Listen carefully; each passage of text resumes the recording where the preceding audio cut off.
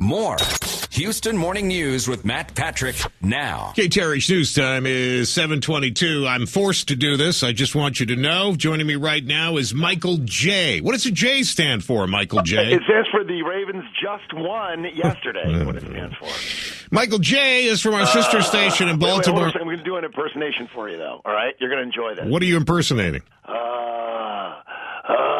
I'm Joe Flacco coming to after getting mutilated and run over and manslaughtered by Brooks Reed and J.J. Watt. You guys were awesome. You got to admit, both defenses actually looked very good. Ray Lewis, for an old man, was moving pretty good out there yesterday. But of course, the Texans, we shot ourselves in the foot. I would assume Jacoby Jones was sitting by himself on the plane back home to Houston. Oh, he had a tough night. A lot of us up here in Baltimore were partying and coming up with all kinds of trash talk, like, looks like y'all ran out of Gatorade or you got your fill of rice-a-roni. But you know what? When it comes down to it, the Ravens didn't trash talk you guys after the game because you guys have got a great team. You really do.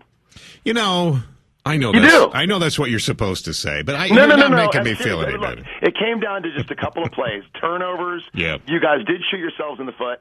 If it weren't for that, Flacco really couldn't produce any yards. What's with the Fu Manchu thing? Did he start growing that at the beginning of the season? That's why he won't cut it off? Well, it started as a bit really to raise money for a charity up here. So they're selling these little, iron-on, melt-on fan mustaches, and to try to raise money for a local charity, and it's kind of caught on. But Joe was complaining about it. He said that as soon as this thing's over with, it's coming off. Yeah, that's what they were saying yesterday. Well, listen, the Ravens look good. I would only say that the defense, obviously, we all knew was going to be fantastic, and it was.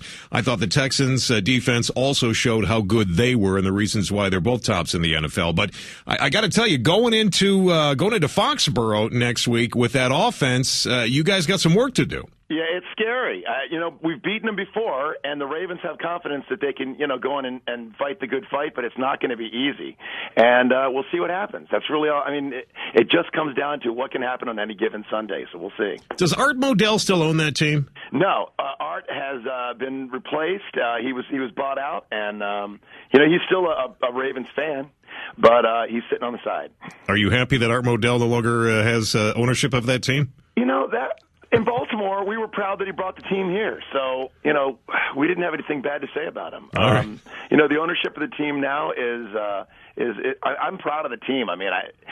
I look at it as a fan, and when we see us winning, on any given Sunday or eking out a win over Houston yesterday, we're proud of that. Well, you should be. There's no question about it, and I wish the score was reversed, but it wasn't. So congratulations to you and the Ravens fans. Good luck next week against Brady. I think he's upset with all the Tebow stuff. He proved to Tebow just how much of a better quarterback he was. I hope he's calmed down before the Ravens see him. Well, the Ravens got a better defense. That's the first thing they're going to see. And, we're going to match up, I think, differently with the Patriots than we did with Houston. So it's going to be an interesting game. All right, Michael J., we appreciate your time this morning. All right, buddy. You take care. KTRH News Time is 7:52, and it's time for the Monday Morning Armchair Quarterback segment brought to you by Holmes Road Recycling. You are a prophet, my friend. I wish I could tell you that was not the case, but unfortunately, the end has come for the Houston Texans. A fantastic effort, especially by the defense yesterday, but they come up short because they could not take care of the football. Right. Just a boneheaded play by Jacoby Jones in the early going. I believe the for sale signs are already in his yard. That was just stupid to try to field the ball off the bounce like that. When you already have the lead, your defense just forced a 3-and-out. Start the ball at the 10-yard line and move on. Just a foolish play. And then T.J. Yates looked like a rookie.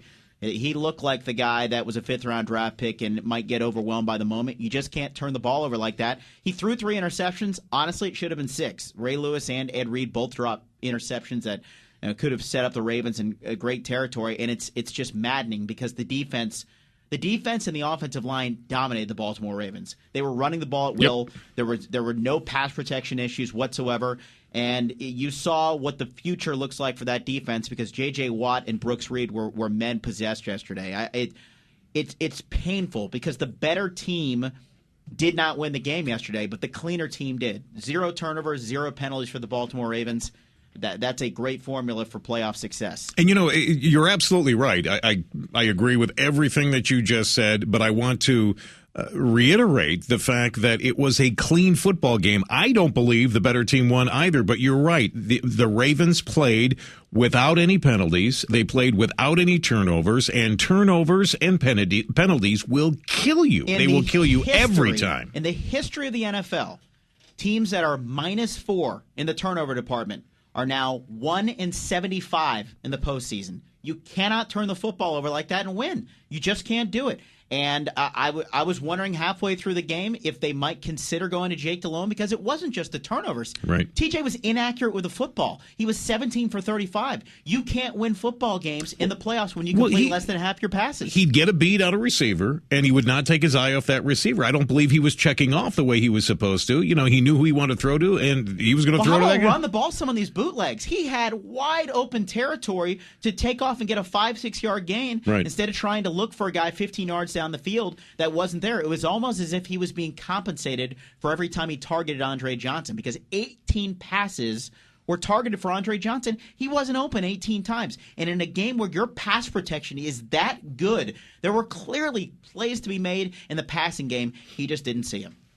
So you and I mean, we should be coaching it. Isn't it great that you and I can sit here on Monday morning and we can just break it down, and we knew exactly what they should have done? I wish I could tell you that I'm up for the job, but all in all, I can't complain of the way the coaching staff had the team ready to play. There were no coaching issues yesterday. It was the two individual players made bad plays, and it hurts. Because the way the Texans played, the way the defense played, they would have had a real good shot to get New England as well. That's a flawed New England team, and unfortunately now it'll be New England and Baltimore playing for the AFC, and it'll be the Niners and the Giants in the NFC. It's going to be a real interesting conference championship and Super Bowl. It just unfortunately will not involve the Houston Texans. Matt Jackson, I want to thank you for your time. I don't know if this is the last time I'm going to see you. Maybe we'll figure out a way to get you back here. I'm not dying, Matt. I promise you. No, I hope so. I mean, back in the studio. But we'll have to figure out a way. Matt Jackson from our sister station, Sports Talk 790's Big Show.